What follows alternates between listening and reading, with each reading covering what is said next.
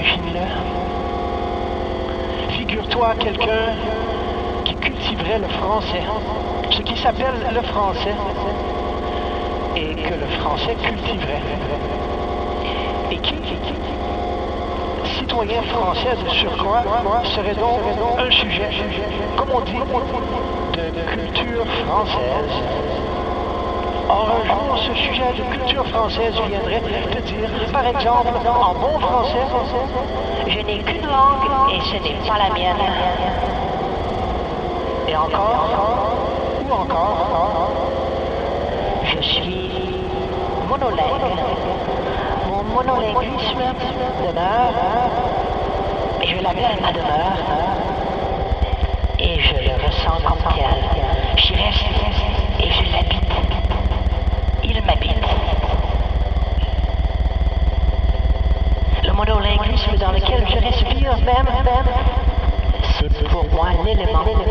Non pas un élément naturel, non pas la transparence de l'éther, mais un milieu absolu, indépassable, incontestable. Je ne peux le récuser qu'en attestant son omniprésence en moi. Il m'aura de tout temps précédé. C'est moi. Ce monolinguisme, pour moi, c'est moi.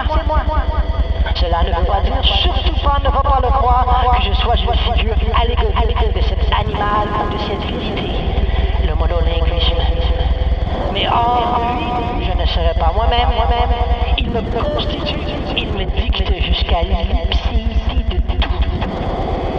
Il me prescrit aussi une solitude monacale, comme si les vœux m'avaient dit avant même que j'apprenne à parler. Ce solipsisme intarissable, c'est moi. Avant moi, à demeure. Or, jamais cette langue, la seule que je sois ainsi voué à parler, tant que parler me sera possible. À la vie, à la mort, cette seule langue, vois-tu, jamais ce ne sera la mienne, jamais elle ne fut en vérité. Tu perçois l'origine de mes souffrances, puisque cette langue les traverse de part en part, et le lieu de mes passions, de mes désirs, de mes prières, la vocation de mes espérances. Mais j'ai tort à parler de la traversée et de lieu, car c'est au bord du français, uniquement ni en lui, ni hors de lui, sur la ligne introuvable de sa côte, que depuis toujours, à demeure, je me demande si on peut aimer, jouir, prier, crever de douleur, crever tout court dans une autre langue, sans rien en dire à personne, sans parler même. Mais avant, et de surcroît, voici le double tranchant du lame aiguë que je voulais te confier presque sans mot dire. Je souffre et je jouis de ceci, que je te dis dans notre langue dite commune. Oui, je n'ai qu'une langue, or ce n'est pas la mienne. Tu dis l'impossible. Ton discours ne tient pas debout. Il restera toujours incohérent, inconsistant, dirait-on en anglais. Apparemment inconsistant, en tout cas gratuit dans son éloquence phénoménale, puisque sa rhétorique fait l'impossible avec le sens. Ta phrase n'a pas de sens, elle n'a pas de sens commun, tu peux l'avoir sans porter elle-même. Comment pourrait-on avoir une langue qui ne soit pas la sienne? Et surtout si on prétend, si tu insistes d'en avoir une seule, toute seule, tu avances une sorte d'attestation solennelle qui se tire bêtement par les cheveux dans une contradiction logique. Diagnostiquerait peut-être le savant devant un cas si grave et qui se donne lui-même pour incurable. Ta phrase s'extirpe d'elle-même dans une contradiction logique augmentée, d'une contradiction pragmatique ou performative. C'est désespéré. Le geste performatif de l'énonciation viendrait en effet prouver en acte le contraire de ce qu'il prétend déclarer le témoignage, à savoir une certaine vérité. Jamais elle ne fut mienne, en vérité, osais-tu dire, celui qui parle, le sujet de l'énonciation, toi, mais oui, le sujet de langue française, on l'entend faire le contraire de ce qu'il dit. C'est comme si tu montais en avant, dans un même souffle, le mensonge, un mensonge dès lors incroyable qui ruine le crédit de ta rhétorique. Le mensonge se dément par le fait de ce qu'il fait, par l'acte de langage, il prouve ainsi pratiquement le contraire de ce qu'on discours prétend affirmer, prouver, donner à vérifier. On n'en finirait pas de dénoncer ton absurdité. Ah bon? Mais alors, pourquoi n'en finira-t-on pas? Pourquoi est-ce que cela dure? Toi-même, tu sembles ne pas arriver à te convaincre et tu multiplies ton objection, toujours la même, tu t'épuises dans la redondance. Dès que tu dirais en français quelle est la langue française, celle que tu parles ainsi, ici même, et qui rend nos propos intelligibles à peu près, à qui parlons-nous d'ailleurs, pour qui? Et nous traduira-t-on jamais? Eh bien, elle n'est pas ta langue, alors que tu n'en as pas d'autre.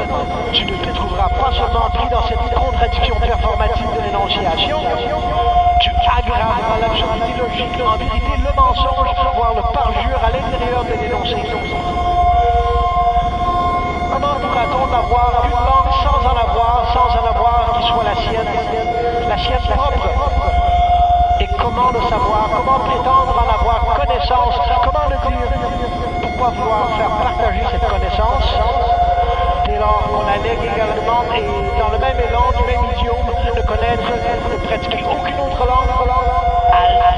Ne réfère pas ce coup-là, d'habitude. À qui l'adresse-t-on souvent le reproche de contradiction performative aujourd'hui en tout temps? À ceux qui s'étonnent? À ceux qui parfois se font un devoir de s'y embarrasser? Certains théoriciens allemands ou anglo-américains ont cru trouver là une stratégie imparable. Ils se font même spécialiser de cette arme puérile. À intervalles réguliers, on les voit poindre la même critique en direction de tel ou tel adversaire, de préférence un philosophe de langue française. Il arrive aussi que les philosophes français importent l'arme ou lui impriment un brevet national quand ils ont eux-mêmes des ennemis de l'intérieur. On pourrait en donner bien des exemples. Cette panoplie d'enfants ne comporte qu'un seul pauvre dispositif polémique. Son mécanisme se réduit à peu près à ceci. Vous posez des questions au sujet de la vérité? Eh bien, dans cette mesure même, vous ne croyez pas encore à la vérité. Vous contestez la possibilité de la vérité. Comment voulez-vous, dès lors qu'on prenne au sérieux vos énoncés quand ils prétendent à quelque vérité, à commencer par vos prétendues questions? Ce que vous dites n'est pas vrai, puisque questionnez la vérité. Allons, vous êtes un sceptique, un relativiste, un nihiliste. Vous n'êtes pas un philosophe sérieux. Si vous continuez, on vous mettra dans un département de rhétorique ou de littérature. La condamnation ou l'exil pourrait être plus grave si vous insistez. On vous enfermerait dans le département de sophistique, car en vérité, ce que vous faites relève du sophisme. Ce n'est jamais loin du mensonge, du parjure, du faux témoignage. Vous ne pensez pas ce que vous dites. Vous voulez nous égarer. Et voilà maintenant que pour nous émouvoir et pour nous gagner à votre cause, vous jouez la carte de l'exilé ou du travailleur immigré. Voilà ce que vous alléguez en français, que le français vous a toujours été langue étrangère. Allons donc, si c'était vrai, vous ne sauriez même pas le dire, vous ne sauriez si bien dire. Je te fais remarquer un premier glissement. Je n'ai jamais parlé jusqu'ici de langue étrangère. En disant que la seule langue que je parle n'est pas la mienne, je n'ai pas dit qu'elle me fut étrangère. Nuance, ce n'est pas tout à fait la même chose, nous y viendrons. Que cette scène soit vieille comme le monde, en tout cas comme la philosophie. Voilà qui ne gêne pas les procureurs. On en conclura par euphémisme, ils ont la mémoire courte. Ils manquent d'entraînement. Ne ranimons pas ce débat aujourd'hui. J'ai la tête ailleurs. Et même si je n'avais pas essayé d'autre part et si souvent de répondre à ce type d'objection, cela ne m'empêcherait pas à l'instant de toute façon de m'installer résolument avec toute l'imprudence requise dans la provocation de cette prétendue contradiction performative. À l'instant où cette dernière serait devenue s'envenimer de parjure et d'incompatibilité logique, rien ne m'empêchera de répéter à qui veut l'entendre et de signer cette déclaration publique. Il est possible d'être monolingue, je le suis bien donc, et de parler une langue qui n'est pas la sienne. Cela te reste à démontrer? En effet. Pour démontrer, il faut d'abord comprendre ce qu'on veut démontrer et ce qu'on veut dire ou ce qu'on veut vouloir dire. Ce que tu oses prétendre vouloir dire là où depuis si longtemps, selon toi, il faudrait penser une pensée qui ne veut rien dire. En effet, mais encore alors que démontrer voudra dire aussi autre chose, et c'est cette autre chose, cet autre sens, cette autre scène